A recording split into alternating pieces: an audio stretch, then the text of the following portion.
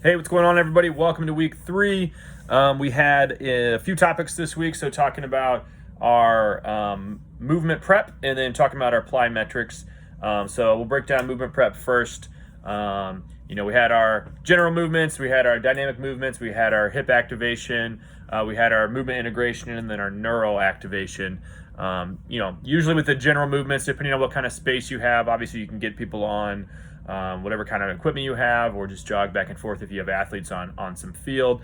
Sometimes the dynamic movement you're doing, the dynamic stretching you're doing is going to be enough general movement in itself. So really just think about that if you do need to save time. I know for our adult classes, we like to just put them on the airdynes real quick and get them moving. They hate those. And then kind of get them into everything else once their heart rate's up and the temperature of their muscles are up and everything. So as far as some of the dynamic movement, again, like I talked about with pillar prep, we're just trying to think about what we're doing in the strength portion and how we can kind of mobilize some of that stuff in a range of motion, dynamic range of motion versus static stretching, which is a little bit better for warm up.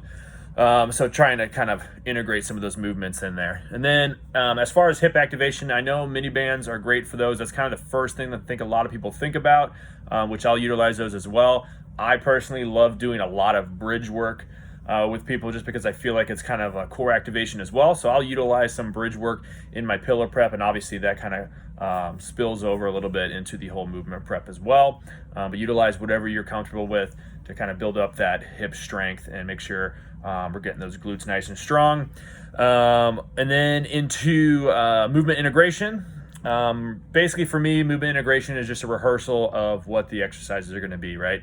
So if we're doing a highly intensive single leg day, maybe a lot of stability, I'm going to be doing maybe single leg RDLs or something that has a little bit more balance component to it, or even just standard lunges if I'm going into linear sprints, lateral lunges if I'm doing lateral or agility type work, crossovers if I'm going to be doing some kind of agility work as well where I'm crossing over. So again, just thinking about how we're building off of this and that red thread through the whole workout. And then really that neural side of things, I think, as a coach, if you take a moment, that's really the time where we can kind of have fun with it. We can, the goal at the end of that, especially when you have like an adult class or a young, athlete class in there, is kind of get people laughing, having fun, waking them up. Sometimes the people, at least for us, when they come into class in the evening, they're coming straight from school, they're coming straight from work, and they've been sitting down all day. So we're really just trying to wake them up, okay? So sometimes that's reactive with me doing something like, calling something out where they're going left to right. I like to do more what we call a proprioceptive stuff, where they have to react to something based off of a number, if it's odd or even. So let's say it's agility based, we're doing a T drill, they're sprinting up, they have to go left if I say an odd number, right if I say an even number. So it kind of takes the process in their brain away from thinking about where their legs and their body are. So it takes them just usually a split second, and they have to figure out which direction they're going, stuff like that. Or even just races where you're having people reach for specific colored bands. Obviously people have those like flashing light type things where you can react to the lights. Really, again, neural type stuff is just have fun with it. Even with the younger kids, we literally play tag sometimes. So just getting everything fired up, getting them ready to work out. So that's really the main stuff about movement prep. I want to make sure we get covered here. For plyos, I know I put it in the text, but making sure we know the order of what the most intense, or least intense and most intense is, right? So when people are coming in, first off, what is the goal of that workout for that person, and what is their background, right? So you could have one class where people are doing 2 different plyos, because maybe one person has no experience with plyos or barely has any experience with strength. Maybe they're in their mid 40s or something, and you have somebody younger that does a lot of plyos, maybe goes out there, runs a lot, and they have a higher capability of doing those plyometrics, so they can do something a little bit different. You got those non-counter movements, the NCMs, if you ever see that acronym. Basically it's just a static jump. So if I'm doing a double leg jump, going down, pausing at the bottom at least 3 seconds, kind of taking that stretch shortening cycle out of it, and then coming up into that plyometric, going back down and landing. Now with all these, you can incorporate boxes, or you can incorporate hurdles. We're just kind of talking about it in a general scale of non-counter movement, counter movement, and so on. So next step up would be that counter movement. That's when we are just doing a regular jump, our down and up. So we're getting that stretch shortening cycle. I always tell people attack the ground. The more force we're putting into the ground, the more force we're going to be able to get out of the ground. Think about it like a rubber band, right? If I pull back quick, it's going to snap a little bit quicker, okay? So after that, we got double contacts. The double contacts are going to be where I do a mini hop into a jump, right? So again, I'm just increasing the force into that stretch shortening cycle. So, maybe I jump backwards a little bit and then go into a broad jump or something along those lines, or even just a counter movement jump where I just take a hop, go down, jump up, add a little more force into everything, okay? Again, attacking the ground. Next, most intense would be continuous, okay? So personally, a lot of times I'll use this when we're doing stuff towards the end, more for conditioning, but I have used it for power-based stuff as well. 5 continuous jumps in a row, going as high as we can. I say 5 because that's usually the most I'll do if I'm trying to incorporate this stuff for power. After that, we start getting fatigued, okay? So this isn't conditioning. This is for power, so make sure we're rested in between sets, make sure we don't have too many sets and reps. After that, we have depth drops. So finding a box, stepping off the box, throwing those hands down, loading the landings, okay?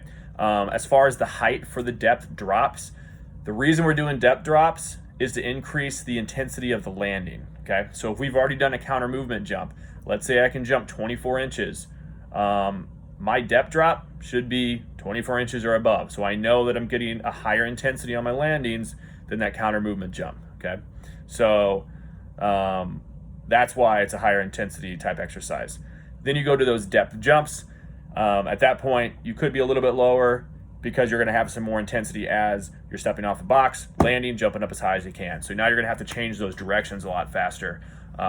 You'll see people when they don't have a lot of eccentric strength components, they'll land off trying to do a depth drop or depth jump, and they look like a bug hitting a window, okay? So if you see that, and you kind of notice that their bodies can't handle that, and their hips, they're kind of collapsing forward with their chest, their hips are trying to take everything, their knees aren't bending right, take a step back, maybe go back to some of the basic fundamentals of plyometrics, and that's probably when you put your coaching hat on and saying, how can we increase eccentric strength? Okay, let's take this over to the strength side of things. Maybe we're going over to some eccentric type stuff, and we'll talk about that a little bit later. Outside of that, the last thing I wanted to talk about was just making sure that we think about the volume of plyometrics, okay? I know in the presentation, they talk specifically about how much volume we should be looking for, making sure that we're thinking about how that correlates in season versus out of season for athletes and just people's lifestyle if you're working with adults as well. So in season for athletes, they're probably going to be getting a lot more plyometrics. I know when I used to work with skiers, we didn't do a lot of depth or eccentric type stuff because I worked with the skiers that were always landing off of jumps. So they were getting tons of force, higher forces than I could produce in the gym when they're doing their landings on their jumps. And we've measured that actually. So what's the point of me doing some of those depth jumps or depth drops in the gym? Okay. So again, fill those buckets of what they're not getting in season. Okay. So, just to kind of go off topic here a little bit, for the cardio side of things, when I think about filling those buckets, when I work with hockey athletes right now, we don't do a lot of circuit-based stuff in season because that's all they're doing, right? So we're going to do some of that longer-based stuff for our conditioning. So same thing with plyometrics. Look at what they're doing in their sport and try to fill the bucket of what they're not doing, okay? I know I said last thing, but I just keep thinking of new stuff here. So rate of force development, very important thing. I know there's a couple slides on there about rate of force development. Again, basically it's how fast we have the ability to produce force. So how fast you can kind of contract your muscle, okay? So we have concentric rate of force development. That's when you're thinking more of a static jump where I'm paused and all I'm doing is that up portion, right? So how fast I can produce that force, which is important. But what I think is most important, especially when you're coming back off an injury, or especially when you're a young athlete just starting to do strength work and you're doing it to prevent injuries, or you can't prevent injuries, but reduce injuries, is eccentric rate of force development. So when we look at depth drops and depth jumps, eccentric rate of force development is going to be when I step off this box, how fast does it take my body or my muscles, my body to stop me from going down before I start producing force back up, okay? So I have to slow myself down before I can produce force back up.